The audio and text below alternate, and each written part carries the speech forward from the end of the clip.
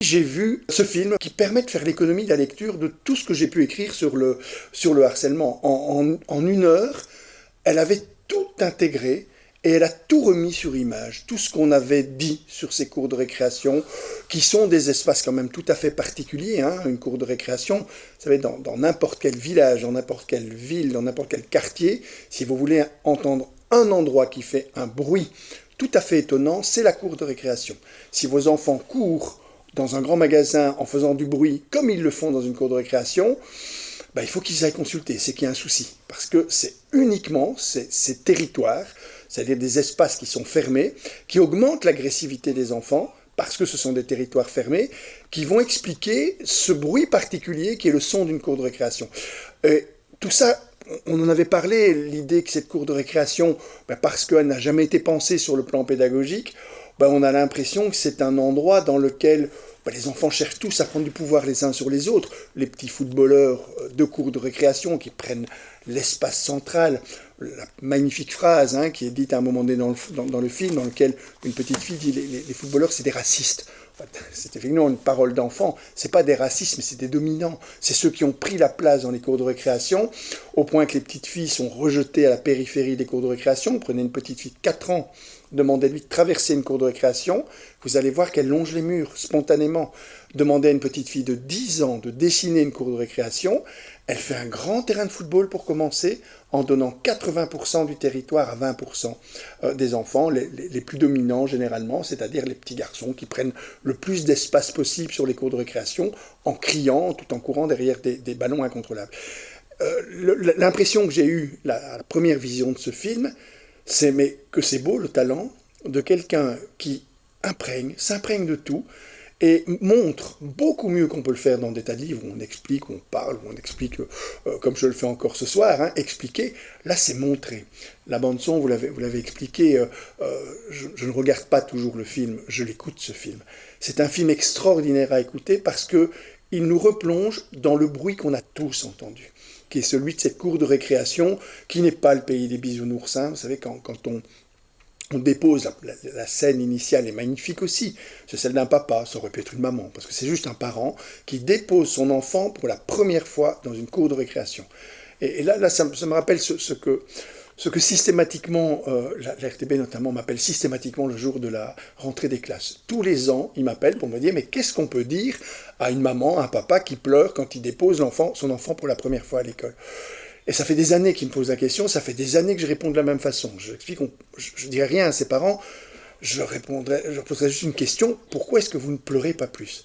Vous ne vous rendez pas compte de ce que vous faites. Vous déposez votre enfant dans un endroit, alors évidemment c'est sous forme de boutade, mais où il va inévitablement devoir trouver sa place. Et là, c'est toute la gageure de cette déclinaison. La petite Nora n'est pas harcelée, elle ne l'est jamais, mais elle a toujours peur de l'être. Et c'est ce que vivent la plupart des enfants. Quand on dit les enfants ont des boules au ventre en allant à l'école, c'est pas seulement les enfants harcelés, c'est aussi ceux qui savent que ça existe, qui le perçoivent, qui le voient, et qui sont constamment en lutte, comme des épreuves pour l'intégration. Et donc cette souffrance par rapport au harcèlement, elle se manifeste à tous les niveaux, parce que les cours de récréation sont des espaces dans lesquels des jeux de pouvoir vont inévitablement se manifester entre enfants. On le voit dans le film aussi, je me souviens en avoir parlé avec Laura, cette espèce de changement de rôle du harcelé qui devient harceleur, qui pour éviter les coups finit par en donner. Vous avez tous ces mécanismes dans lesquels les enfants sont immergés avec des adultes qui ne sont pas outillés ou équipés pour le faire et des cours de récréation qui jusque maintenant n'avaient jamais été pensés sur le plan pédagogique. La cour de récréation, c'est le parent pauvre de la pédagogie. On dit voilà, c'est un espace dans lequel on n'a qu'à mettre des enfants et il faut se débrouiller. On a vu apparaître la mixité et on n'a pas vu adapter les cours de récréation à cette mixité. Ce qui fait que cette petite fille de 4 ans qui longe les murs, cette petite fille de 10 ans qui fait un grand terrain de football, c'est-à-dire qui délègue la totalité ou la presque totalité de territoire aux petits garçons, vous aurez bien du mal après, quand elle aura 15 ans, 16 ans, 17 ans et même qu'elle sera adulte, de lui expliquer qu'elle a la même place dans le territoire social que n'importe qui. Et donc on doit repenser ces cours de récréation, c'est impératif, mais on ne peut le faire aussi que si on prend conscience que la récréation, c'est pas le moment de bonheur pour tous, c'est même pour beaucoup d'élèves un moment qui est vécu comme quelque chose de très difficile. Quand je parle de la bande-son, je parle de la cour de récréation, je parle de ces moments piscine. On se souvient tous aussi du bruit d'une piscine quand elle est envahie par des enfants et qu'on sait qu'on va y subir des épreuves. Si c'est à l'école qu'on apprend à nager, on va avoir la tête sous l'eau, on va boire la tasse. Et ce qu'il y a de merveilleux dans ce film, et c'est pour ça d'ailleurs que je le défends avec cet acharnement, parce que j'ai vu beaucoup de films sur le harcèlement, c'est pas le premier, il y en a eu énormément. C'est le premier qui n'attaque pas l'école de manière frontale.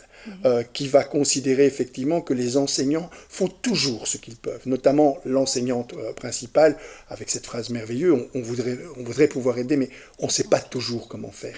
Ça, c'est ce que j'entends, moi, systématiquement dans les écoles, où évidemment les écoles sont sensibilisées au problème, veulent trouver des solutions, veulent chercher des solutions, mais ont peur de faire pire que mieux en intervenant, ce qui fait que parfois on a des formes de déni qui est d'essayer de diagnostiquer le harcèlement avant d'intervenir et dire c'est pas vraiment du harcèlement, par exemple. Ça, c'est catastrophique quand on agit comme ça, parce que les parents déduisent qu'il n'y aura pas d'intervention. L'enfant se dit, mais à partir de quand est-ce que ce que je vis va justifier une intervention? Et c'est tout ce qui se passe dans la tête des enfants. Vous savez, il faut beaucoup de talent pour faire ce que Laura Vandel a fait, c'est-à-dire mettre des caméras à hauteur d'enfant. Elle est dans la foulée des Frères Dardenne. Et ce film a le même impact, selon moi, sur le monde de l'enseignement, y compris au niveau politique. Et je me réjouis de voir la ministre venir aussi à ces projections. Le film Rosetta des Frères Dardenne a bousculé le monde de la politique, notamment en matière de chômage. Ce sont les films qui bousculent, pas les livres. Les livres, on les lit ou on les lit pas.